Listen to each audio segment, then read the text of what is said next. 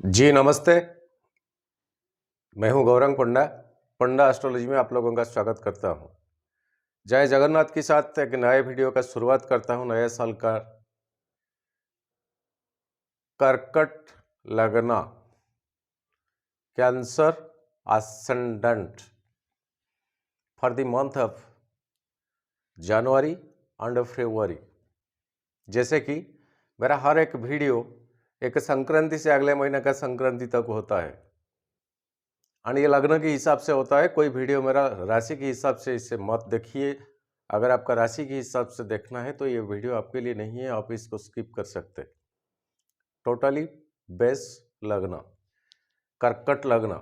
And देखे 14 जनवरी 2022 to 13 फरवरी 2022 तक का टाइमिंग मैंने लिया है, जो एग्जैक्टली जिस दिन रवि का संक्रमण होता है, संक्रांति होता है। एंड मैं दिल्ली को लिया है एंड एग्जैक्टली 2:43 को संक्रांति का संक्रमण होता है। तिथि उसी दिन का पड़ता है, शुक्ल पक्ष द्वादशी तिथि एंड शुक्रवार पड़ता है। राशि के हिसाब से मत देखिएगा, इसको लग्न के हिसाब से देखें। कर्कट लग्न, जैसे कि मेषभ, ऋषभ, मिथुन एंड कर्कट, ये 4 नंबर का घर होता है, मगर यहाँ पर आपका 1 नंबर लिखा होगा, तब तो ये वीडियो आपके लिए है। ये आपका कर्कट लग्न है तो ये आपका 1 नंबर।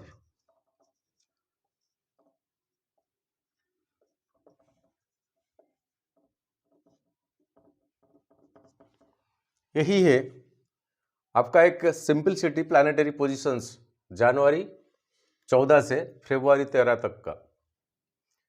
ये भी एक डिस्क्लेमर है मेरे तरफ से, ये कोई इंडिविजुअल का हॉरोस्कोप नहीं है, कोई व्यक्ति विशेष का हॉरोस्कोप नहीं है।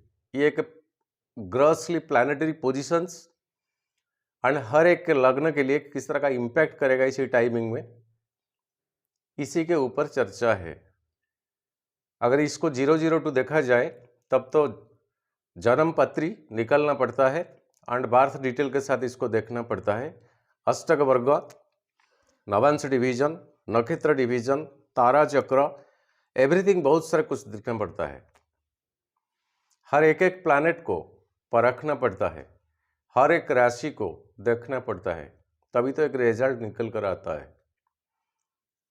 तो सभी के लिए एक अप्रोक्सीमेटली ग्रॉसली ये प्लानिटरी पोजीशन से इसी महीने में क्या क्या प्लैनेट चेंजेस होने वाला है, एक्सपेक्टेशन किस तरह का, तारा चक्र चंद्रमा से एंड मून का ट्रांजिट मैंने लिया है, जैसे कि इसको आप राशि फल के हिसाब से आप देख सकते एंड वो भी लग्न के हिसाब से। तो कर्कट लग्न, ये लग्न लड़ आपका चंद्रमा है, बहुत शीतल है, कूल है, ठंडा है। उसका जो अरे रश्मि होता है बहुत ठंडापन है। मगर यहां अगर लग्न हो तो 5वां हाउस आपका मंगल देव का है। मंगल एक हॉट प्लैनेट है, फायर अप्रिसिएशन, फायर एलिमेंट का प्लैनेट है और वो मंगल देव आपका 10th हाउस का भी ओनर है। तो 5वां और 10वां हाउस का ओनर आपका मंगल देव है, वो आपके लिए एक योगकारक प्लैनेट है। तो आप में वो शीतलता है, मगर जरूरत पड़ने पर आप कितना कठोर बन सकते ये आप ही को ही अंदाज है। जरूरत पड़ने पर आप कितना कठोर बन सकते ये आप ही को ही अंदाज है, क्योंकि आपका 5th हाउस में मंगल है, 5th हाउस का ओनर मंगल है एंड 10th हाउस का ओनर मंगल है। अगर यही मंगल आपका कहीं जन्म पत्री में 4, 7, 8, 11, 12 एंड लग्न, लग्न 4, 7, 8 और 12 ये हाउस में अगर मंगल बैठ जाता है तो अब आपका जिंदगी में बहुत सारे परेशानियां उठाना पड़ता है, बहुत सारे परेशानियां। बेसिकली 7 में होगा, 8 में होगा तो कपल लाइफ बहुत डिस्ट्रॉयड हो जाता है। अगर आप एक समांतराल रिलेशनशिप बना के नहीं रखेंगे तब तो डिस्ट्रॉयड मतलब टुवर्ड्स द डिस्ट्रक्शन। गया काम से बहुत सारे हॉरोस्कोप इस तरह का होता है। कहीं डिवोर्स तक बात चले जाता है। यही मंगल आपका योग कारक होने के नाते भी उसका प्लेसमेंट के ऊपर बहुत डिपेंड करता है। कौन सा राशि में है, कौन सा नक्षत्र में है, वो राशि का लॉर्ड कौन है, एस्पेक्टेशन कहाँ से होता है, बहुत कुछ देखना पड़ता है। तो आपका लग्न लॉर्ड चंद्रमा होने के नाते आप एक वाटर साइन, वाटर एलिमेंट को रिप्रेजेंट करता है आपका मन, शरीर, तन, सब कुछ। जैसे कि वाटर, पानी, किसी भी फॉर्म में उसे अगर रखा जाए तो उसी में वो घुल मिला जाता है, उसी में वो अप्रिसिएशन हो जाता है। लिक्विड में रखे ठीक है, सॉलिड में रखे ठीक है, किसी में भी बाष्पीकरण करे, जलीकरण करे और आपका आइस फॉर्मेशन वो भी तुषारीकरण करे, सभी में चंद्रमा का जो रिप्रेजेंट होता है पानी वो सेट ही हो जाता है। तो इसका मतलब क्या है, तो आपको किसी भी माहौल में अगर छोड़ दिया जाए तो उसी हिसाब से आप आपको बना लेते हैं। किसी भी माहौल में आपको छोड़ दिया जाए आप उसी हिसाब से आप खुद को एडजस्ट कर लेते हैं। चंद्रमा एक प्लैनेट ऐसा है, कर्कट लग्न का कोई फीमेल पर्सन, कोई लड़की अगर शादी उसकी होगी तब उसी में एडजस्टमेंट करने का क्षमता बहुत होता है, वो खुद को सेट कर लेता है, वो खूबियां है उनके पास। और लॉ साइट में हर एक एक पर्सन को किस तरह मैनेजमेंट करना, वो खूबियां उनके पास बहुत कुछ होते हैं। मगर ये जो चीज़ें मैंने फर्स्ट बताया, मंगल का पोजीशन कहाँ है, ये एक बेसिक पॉइंट है। और यही चंद्रमा हर 2.5 दिन में एक एक राशि को ट्रांजिट करता है, वो कंस्टेंट ज़्यादा दिन तक कहीं नहीं रहता है। आपके लिए आपका ग्रुपिज्म में आता है बृहस्पति, जिनका अंडर में आता है बृहस्पति, मंगलदेव, रवि एंड चंद्रमा। एंड आपका अपोजिशन साइड होते हैं शुक्र ग्रुप, शुक्र, शनि एंड बुध। राहु केतु को प्लैनेट में नहीं लिया गया, मगर उसी हिसाब से वो रिजल्ट देते हैं जो राशि में वो पोजिटेड है। राहु चंद्रमा कॉम्बिनेशन सही नहीं है, 7th एक्सपेक्टेशन सही नहीं है, 9वां एक्सपेक्टेशन राहु का चंद्रमा के ऊपर ठीक नहीं है। बहुत कुछ देखना पड़ता है। ये चंद्रमा का पोजीशन हॉरोस्कोप से बहुत सारी योग बनता है, पॉजिटिव योग बनता है, नेगेटिव योग बनता है। सकटा योग एक योग होता है जो कि 6ठा, 8वां और 12वां पोजीशन होता है बृहस्पति से चंद्रमा का। उसी तरह का अगर योग बनता है आपका जन्म कुंडली को आप खुद देखिए, बृहस्पति से चंद्रमा या चंद्रमा से बृहस्पति देखे 6ठा, 8वां और 12वां पोजीशन में बैठे हैं तो यहाँ पर एक सकटा योग बन जाता है। वो योग बहुत नेगेटिव योग है, वो इंसान को इस तरह का कंजर्वेटिव में ले आता है, इस तरह का क्लंजीनेस, इस तरह का आलोनी लाइफ बना देता है। मतलब सब कुछ होते हुए भी कुछ महसूस होगा कि कुछ नहीं है। मैं जिस तरह का सैक्रिफाइस परिवार, दोस्तों, माहौल में, नौकरी, पैसा, मतलब सोसाइटी में मैं जिस तरह का अप्रिसिएशन देता हूं उसी हिसाब से मेरा कोई कदर नहीं करता है। यही सोच खा जाएगा। बहुत नेगेटिव योग है। और अगर उससे देखा जाए, अगर बृहस्पति और चंद्रमा का नक्षत्र रिलेशन कहीं नेगेटिव प्लैनेट के ऊपर पड़ता है तो ठीक नहीं है। और जहां पर अगर चंद्रमा है वहां पर अष्टक वर्ग में बिंदु कम मिलता है, या बृहस्पति जहां पर है अष्टक वर्ग में बिंदु कम मिलता है, या आपका लग्न में अष्टक वर्ग में कम बिंदु मिलता है, तो बहुत सारी परेशानी आपका जिंदगी में झेलना पड़ेगा। ये सत्य है, ज्योतिष है।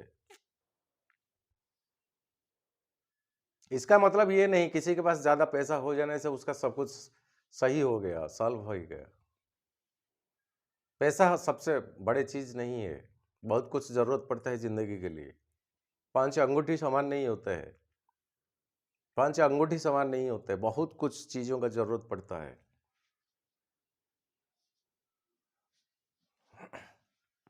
तो यही चंद्रमा आपका, मंगलदेव आपके लिए योग कारक प्लैनेट है, 5th हाउस में है, एंड खुद का घर में है, एंड केतु के साथ है।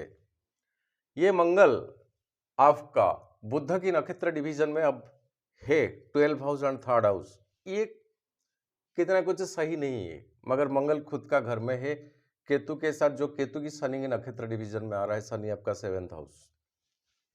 र्यूड स्वभाव, एटीट्यूड में र्यूडनेस को बंद कीजिए इसी महीने में कम से कम।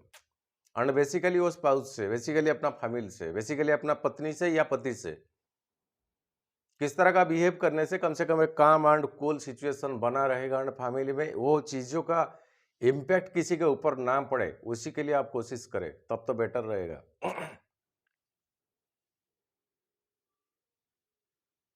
ये महीना इस तरह का है, पहले से अगर क्या कुछ तनातनी में है आप रिलेशनशिप में, चाहे आपका गर्लफ्रेंड हो, चाहे आपका पत्नी हो, चाहे आपका प्रेमी हो, कुछ भी हो, उसी हिसाब से डील कीजिए। 5th हाउस में मंगल खुद का घर में है एंड ये शनि की नक्षत्र डिवीजन में केतु होते हैं एंड मंगल देव ज्येष्ठा नक्षत्र बुध की नक्षत्र में थे, 12वां हाउस का ओनर एंड थर्ड हाउस का ओनर, जो कम्युनिकेशन का, जरा ये पॉइंट को हमेशा दिमाग में रखिए, ये पॉइंट को। एंड आपका मंगल देव जाने वाला है 6 हाउस को 16 जनवरी को, फ्री हो जाएंगे मंगलदेव उसके बाद केतु से। मगर यहाँ पर आपका शुक्रदेव रेट्रोगेशन की पोजीशन में 6 हाउस में है, वो 11th हाउस का ओनर एंड 4th हाउस का ओनर, रेट्रोगेशन 5th हाउस को देखेंगे। तो कोई फीमेल पर्सन से बच के रहिए। अगर आपका जॉब में, आपका सिचुएशन में, आपका प्रोफेशन में कोई आपका हायर लेवल का कोई पोस्ट होता है एंड वो फीमेल का है, जरा सही एटीट्यूड से बात करें एंड जितना कम हो सके उतना कम बात कीजिए। रेट्रोगेशन बकरी जब होता है कोई प्लैनेट, तो पिछला हाउस को कुछ ना कुछ इम्पैक्ट उसका पड़ता है।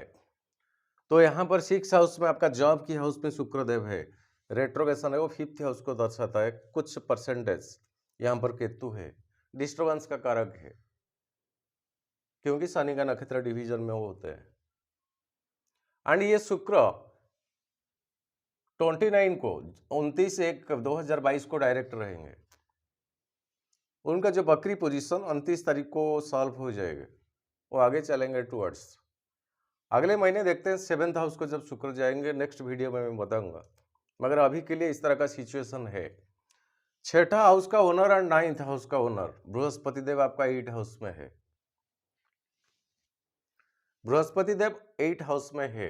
देखे 8 हाउस में बृहस्पति के परा अपरा विद्या को आपको मोटिवेट करेगा। एंड ये जो 8 हाउस है ये कुंभ साइन का है, बहुत ज्ञान है यहाँ पर। तो कुंभ में क्या होता है किसी को पता नहीं है। जो कलश होता है ना, कुंभ का जो सिग्निफिकेंस, जो सिंबल होता है, उसके अंदर क्या है, हर कोई किसी को पूछा जाए तो बोलेगा पानी है, मगर क्या है, किसी ने ज्ञान है। उसी घर में देवगुरु बृहस्पति बैठे हैं, आपके लिए कोई छोटा सा चीज नहीं है। तो ये चीजों के लिए आपका एक्टिवेशन बहुत बढ़ेगा। परा अपरा विद्या, मंत्र, यंत्र, तंत्र, पूजा, कर्म, कर्माणी, वैदिक रीति वगैरह, कोई भी स्पिरिचुअल सब्जेक्ट टॉपिक को आप जाए, आप छोड़ेंगे नहीं, आप पढ़ते रहेंगे, उसी में आपका रुचि आएगा। उसी में एस्ट्रोलॉजी आपका रुचि आएगा, न्यूमरोलॉजी आपका रुचि बढ़ेगा। ये टाइमिंग में बृहस्पति है अप्रैल तक, ये टाइमिंग आपके लिए ऐसा ही है। बृहस्पति आपको वही ज्ञान दिलाएगा, सच में ये आत्मा क्या है, इंसान क्या है, किसके लिए आता है, करते क्या है, फिर जाने के बाद होता क्या है। बहुत कुछ सवाल का उलझन पे आप फंस जाते हैं एंड वो सवाल का आंसर आपको बृहस्पति देव ही देंगे। 8 हाउस आपको डीप नॉलेज तक ले जाएगा। वैसे तो वो गुरुदेव है, ज्ञान का अधिकारी है। कुंभ राशि है, ज्ञान का जगह है। कर्कट लग्न है, ज्ञान का है। तो इसी में आपका रुचि बढ़ेगा। कोई पूजा पद्धति, ये सब में आपका रुचि बढ़ेगा। और आपका आगे चलते हैं 11th हाउस में अभी के लिए आपका राहु है, वो अप्रैल महीने को चेंज होने वाले हैं। और ये राहु आपका रवि के नक्षत्र डिवीजन में 2nd हाउस का ओनर रवि आपका 7th हाउस में है। 7th हाउस में रवि ठीक नहीं है, और वैसे वो शनि के साथ है अभी। शनि के साथ रवि है, आपका अगर कोई पार्टनरशिप का बिजनेस है, कोई एंटरप्राइजेस है, कोई ये एंड ये ब्रदर्स या कोई लिमिटेड बिजनेस है, इस तरह का बिजनेस में कम से कम रवि ये 7th हाउस में अगर वो गवर्नमेंट से रिलेटेड करता है, जैसे कि टेंडर वगैरह आप लेते हैं या कुछ गवर्नमेंट से रिलेट करता है या कुछ प्रोडक्टिविटी चीज आप गवर्नमेंट को देते हैं, गवर्नमेंट से क्या कुछ जुड़ा होता है, तो ये है रवि यहाँ पर आपको उतना फायदेमंद नहीं रहेगा। और यहाँ पर एक बुधादित्य योग तो बनता है, मगर यहाँ पर बुध रेट्रोवेशन हो जाते हैं इसी दिन में, ये 14 जनवरी को, एंड तब तक वो 4 फरवरी 2022 तक, उसके बाद वो डायरेक्ट रहेंगे कुंभ साइन को, बुध जाएंगे 8 हाउस को बृहस्पति के साथ। 8 हाउस को बुध चले जाने से, बृहस्पति के साथ हो जाने से आपका एक रुचि, इंटेलेक्चुअल पावर तो बढ़ेगा ही बढ़ेगा, मगर ऐसे देखा जाए तो कर्कट लगने के लिए बुध उतना फायदेमंद नहीं है। तो यूरिनरी ट्रैक, जैसे कि किडनी, जैसे कि गॉल ब्लैडर्स होता है, जैसे कि जहां पर यूरिन बना जाता है शरीर में हमारा, वो तंत्र, मुझे तो पता नहीं डॉक्टर की भाषा, मगर बुद्ध का वो सिग्निफिकेंस पार्ट्स है। तो बाहर का ऐसा कुछ पानी, कोल्ड ड्रिंक्स, फ्रीज में रखा हुआ चीजें, ऐसे बाजार में मिलने वाला चीजें, उसी में परहेज कीजिए, जबकि मरकुरी बुद्धदेव आपका ये 8 हाउस को चले जाएंगे। कुंभ साइन को 4 फरवरी 2022 को, ये स्पेशली ज्योतिष का सलाह है, कोई माने या ना माने। और अभी के लिए बुद्धदेव राहु की एक्सपेक्टेशन में है। देखे, ये राहु का 9th पोजीशन है, 1 2 3 4 5 6 7 8 और 9, और Rahu full focus 9th house को देखता है। रवि, बुध एंड शनि 7वां हाउस में है, और ये मरकुरी बुद्धदेव आपका रेट्रोगेशन की पोजीशन में है। ये राहु की फोकस में, ये हाउस कंप्लीटली राहु के चपट में आ जाता है। देखे, रवि तो खुद का नक्षत्र में है, उत्तराषाढ़ा नक्षत्र में, एंड शनिदेव आपका चंद्रमा के नक्षत्र में, जो कि आपका लग्नाधिपति होते हैं,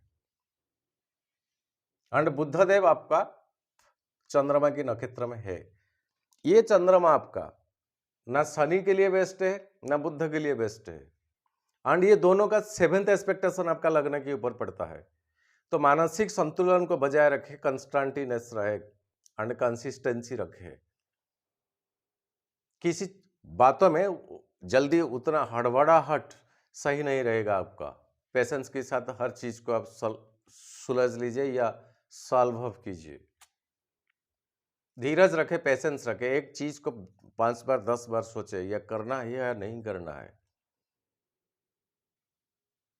मानसिक संतुलन आपका जो कंस्टेंटनेस ऑफ योर माइंड, और डिस्टर्बेंस का कारक शनि का 7वां दृष्टि एंड बुध का 7वां दृष्टि, due to the nakshatra relationship of the Budh and Shani.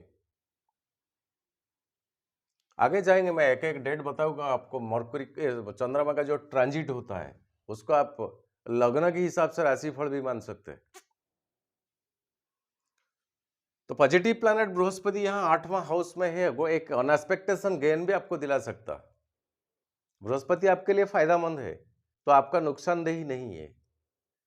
जन्मपत्री में देखें, अगर वो 6ठा 8वां 12वां हाउस में है, तो उनका जितना सारे पॉजिटिविटी गुण है, उससे कई ज्यादा नेगेटिविटी गुण, मतलब जैसे आज का दुनिया में मेटेरियलिस्ट की लाइफ की ओर जैसे दौड़ भाग दौड़ होता है, स्पिरिचुअल की थोड़ी कम हो जाता है।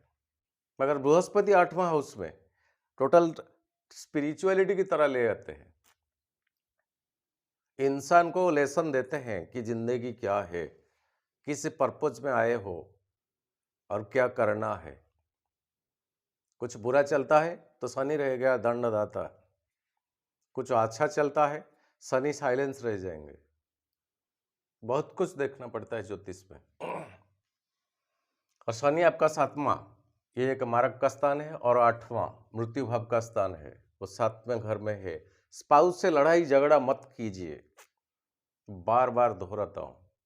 फैमिली में एक बैलेंस मेंटेन कीजिए, करने को कोशिश कीजिए, शांति बजाय रखे। क्यों? ये 5th हाउस में मंगल देव है, अभी तो है 5th हाउस बच्चों का है, आपका नेक्स्ट जनरेशन का है। तो अगर क्या कुछ तानातानी फैमिली में रहेगा तब तो उसका इम्पैक्ट डायरेक्टली बच्चों के ऊपर पड़ेगा। एंड बच्चों के सामने आपको आंसरेबल होना पड़ेगा। वो बहुत कष्टदायी का चीज है। यहाँ पर केतु है वो शनि के नक्षत्र डिवीजन में, आपको आंसरेबल होना पड़ेगा बच्चों के सामने। झेला जिंदगी में कभी तब तो आपको पता है, बच्चे जब क्वेश्चन करते हैं। ये सारा संसार की रीत के बात मैं कर रहा हूं। ये प्लैनेटरी पोजीशंस, ये नक्षत्र डिवीजन, उसी हिसाब से बस 2.5 दिन में चंद्रमा चलते हैं। आपका 11th हाउस में राहु तो है, और ये राहु आपका रवि की नक्षत्र डिवीजन में है। 2nd हाउस का ओनर रवि है आपका। धन का स्थान, गवर्नमेंट जॉब से रिलेटेड, गवर्नमेंट से पैसा रिलेटेड। फिर भी आर्द्रा, स्वाति और शतभिषा, ये तीनों नक्षत्र में अगर आपका जन्म हुआ है, वो तीनों नक्षत्र होता है राहु का, वो पड़ता है आपका विपद तारा में, इन अकॉर्डिंगली तारा चक्र फ्रॉम मून। एंड आपका बद्ध तारा में पड़ते हैं केतुदेव, जो केतु की आपका 5th हाउस में है। बच्चों के ऊपर नजर रखे, उनका हर एटीट्यूड के ऊपर नजर रखे, चाहे वो बेटा हो चाहे वो बेटी हो।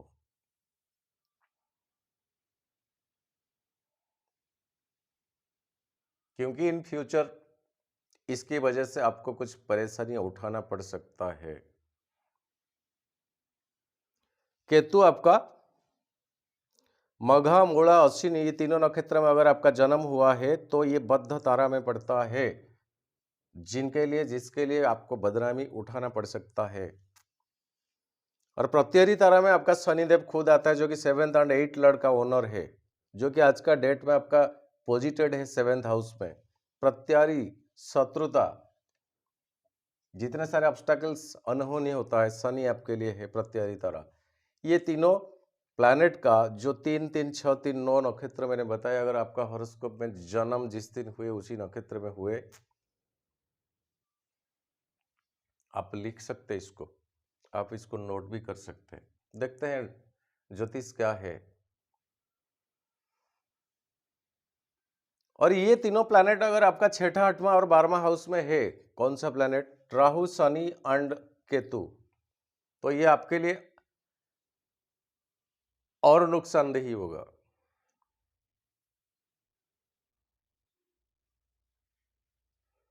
एंड अगर लग्न को एस्पेक्ट करता है ये तीनों प्लैनेट्स, और नुकसानदेही रहेगा। एंड ये तीनों प्लैनेट के नक्षत्र डिवीजन में अगर आपका लग्न आते हैं तो भी नुकसानदेही रहेगा। खुद आप आपका हॉरोस्कोप को देखिए, लग्न में अगर अष्टक वर्ग में कम पावर मिलता है, कम बिंदु मिलता है, जैसे कि 17, 18, 19, 20, नियर अबाउट 28 तक मिनिमम बैलेंस समझा जाता है, उससे कम तो आपके लिए परेशानी ही परेशानी है।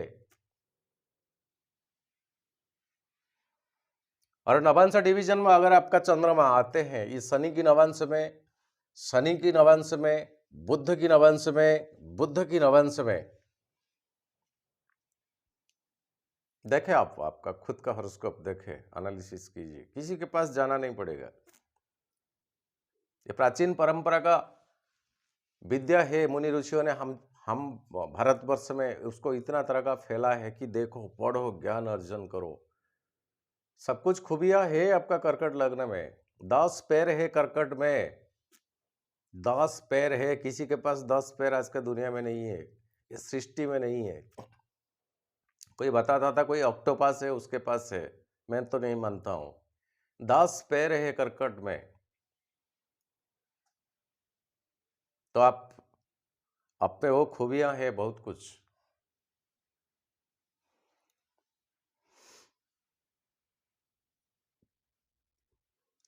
और ये प्लैनेटरी पोजीशंस जो ट्रांजिट करने वाला है आगे, ये बताया मैंने, तारा चक्र। अब चलते हैं हम चंद्रमा का ट्रांजिट के ऊपर। एग्जैक्टली 14 जनवरी को चंद्रमा वृश्चिक राशि में था, वृषभ राशि में, तो इसलिए मैंने यहाँ पर इसको मेंशन किया। मगर चंद्रमा 2.5 दिन में एक एक राशि को ट्रांजिट करता है। तो हम आगे चलते हैं।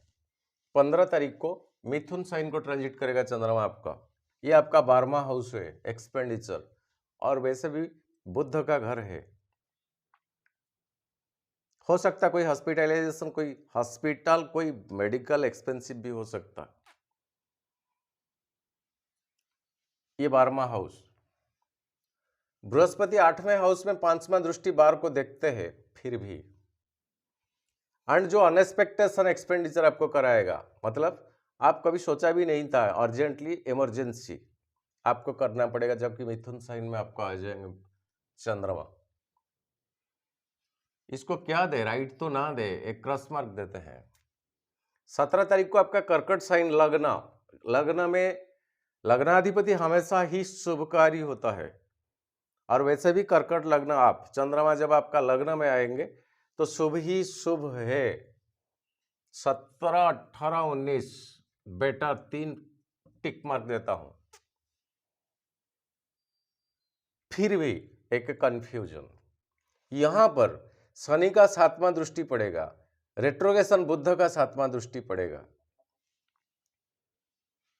इतना होने के बावजूद भी लग्नाधिपति चंद्रमा वो दिन आपको बेटर करेगा। 3 टिक मार्क इसलिए दिया है। देखते हैं क्या होता है क्वेश्चन मार्क पे, एंड आप कमेंट सेक्शन में बात में दे सकते हैं।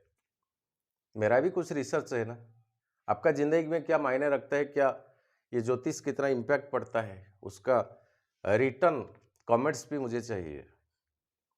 लिखना, फ्रीली लिखना, कमेंट सेक्शन खुला पड़ा है। लियो साइन सिंह 20 तारीख को, ये 2nd हाउस, एंड आपके लिए आप बृहस्पति का ग्रुपिज्म में है, तो आपके लिए रवि ठीक सही है, ये 7th हाउस में है। 7th में रवि का पोजीशन ठीक नहीं है शनि के साथ। तो सरकारी नौकरी पेशा में है, अगर गवर्नमेंट रिलेटेड क्या कुछ काम में आप अनुबंधित है, आप टाई अप है, जरा कम बात किया कीजिएगा, सुलझा लेना चाहिए वो 20 तारीख को, 20-21। इसको एक टिक, एक क्रॉस देता हूं। 22 तारीख को कन्या, 3rd हाउस आपका, शिवलिंग आपका, करेज आपका, भाई बंधु, ये 3rd हाउस आपका। ये मरकरी बुध का घर है।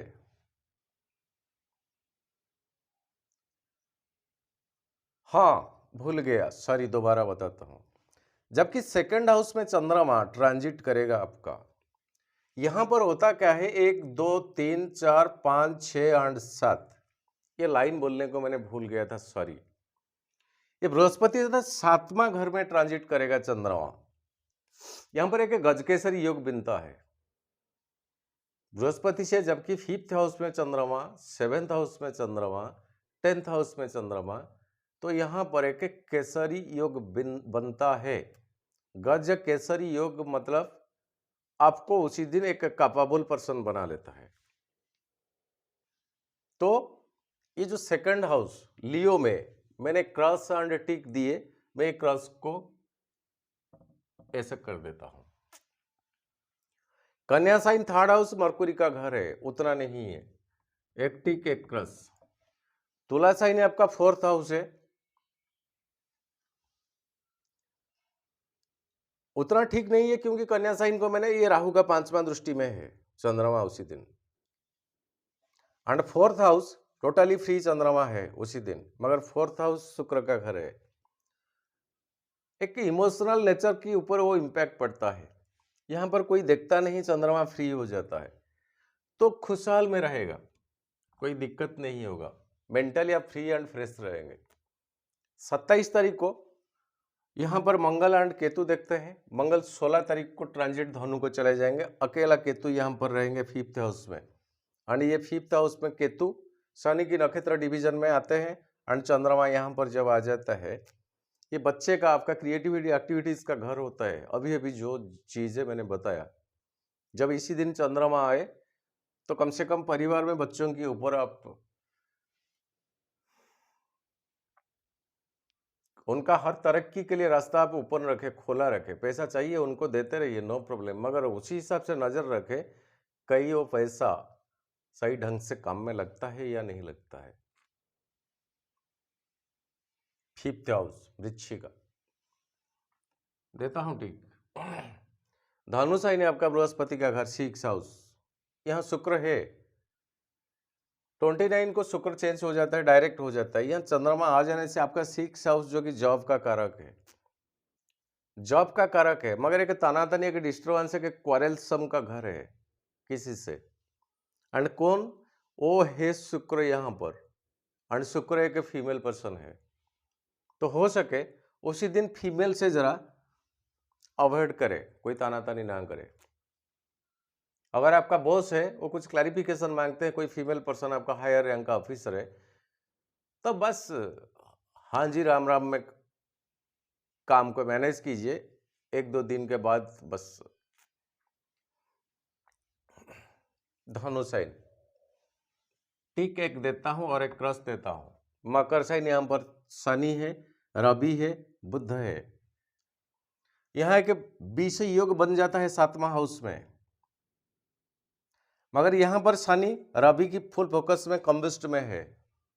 कोई कोई ऑथर दर्शाते हैं जो 12 डिग्री तक का कोई प्लैनेट अगर रवि के साथ है तो कम्बिस्ट होता है, मगर उस सेम राशि में अगर कोई भी प्लैनेट रवि के पास आ जाता है तो कम्बिस्ट होता है, ये भी माना गया है।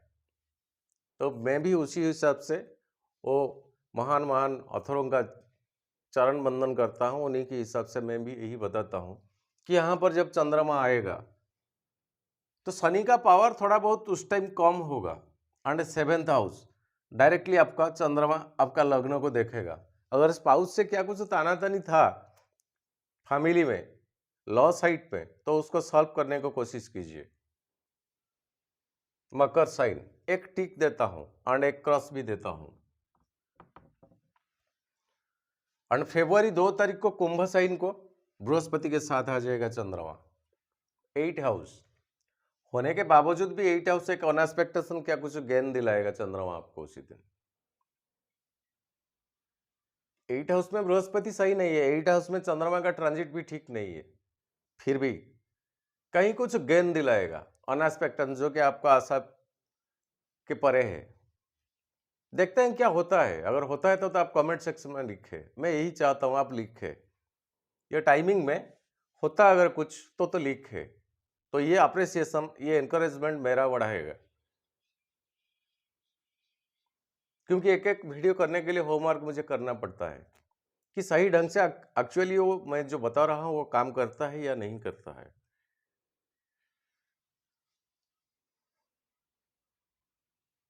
तो कुंभ साइन एक टिक देता हूं और एक क्रॉस भी देता हूं।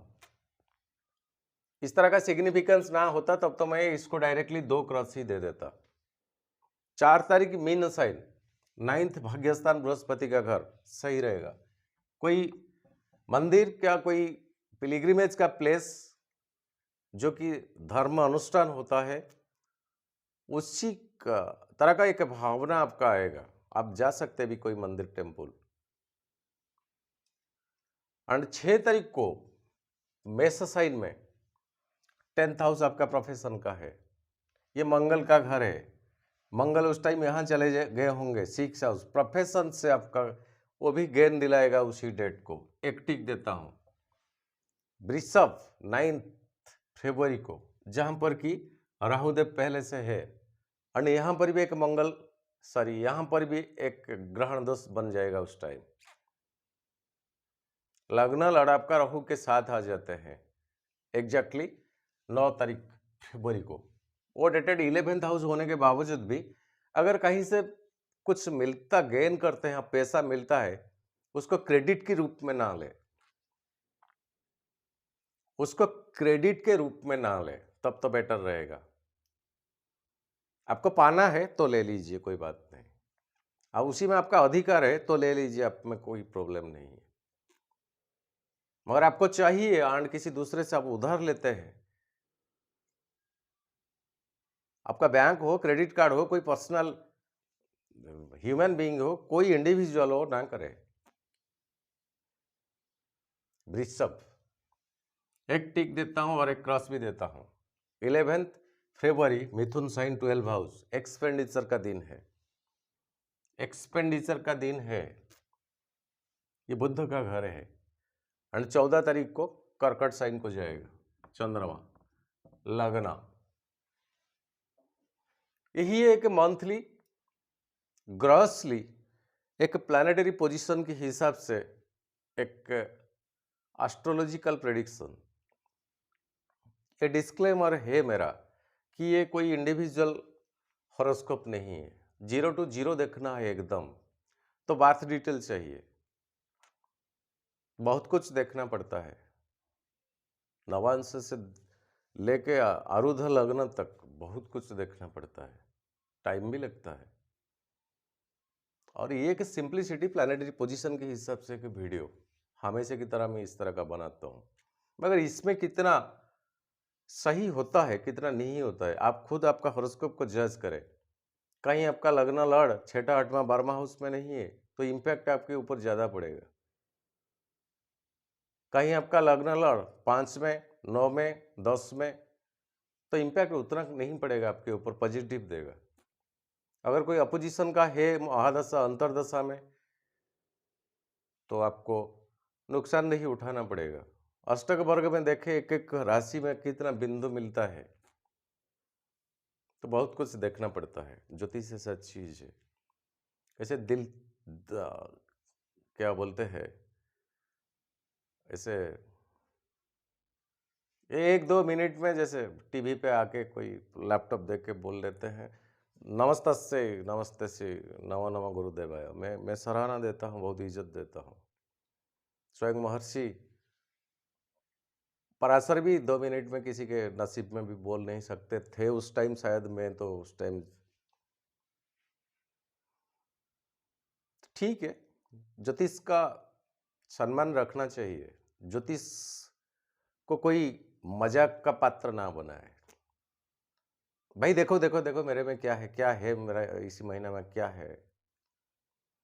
ज्योतिष आज मजाक का चीज ही हो गया, मेरा प्रोफेशन नहीं है। ये लॉकडाउन ना होता, शटडाउन ना होता, मैं घर पे ना बैठता तो बाकियों का वीडियो मैंने ना देखता कि यूट्यूब में मैं खुद वीडियो ना बनाता। बहुत बहुत बहुत पवित्र विद्या है, इसको ओनली कवरेज किए थे देवदेव महादेव और कोई नहीं संसार में। 100 जन्म ले कंप्लीट नहीं हो पाएगा। थोड़ा इतना सा क्या कुछ ज्ञान है, इतना अहंकार की बात करना भी ठीक नहीं है। मैं मेरे बारे में बता रहा हूँ, कुछ नहीं आता है मुझे, कुछ नहीं जानता हूँ, कुछ नहीं, इतना सा रेणु कुछ नहीं। बस आज के लिए गौरांग पन्ना को विदा दीजिए। नमस्ते, जय जगन्नाथ। बस सर्वे भवन्तु सुखिनः, सर्वे सन्तु निरामया, सर्वे भद्राणि पश्यन्तु मा कश्चित् दुःखभाग् भवेत्। नया साल आपके लिए सेहतमंद, सुखदमंद, बहुत पॉजिटिव लेके आए। बस आज के लिए इतना, फिर मुलाकात होगा अगले वीडियो में, तब तक के लिए आज्ञा दीजिए।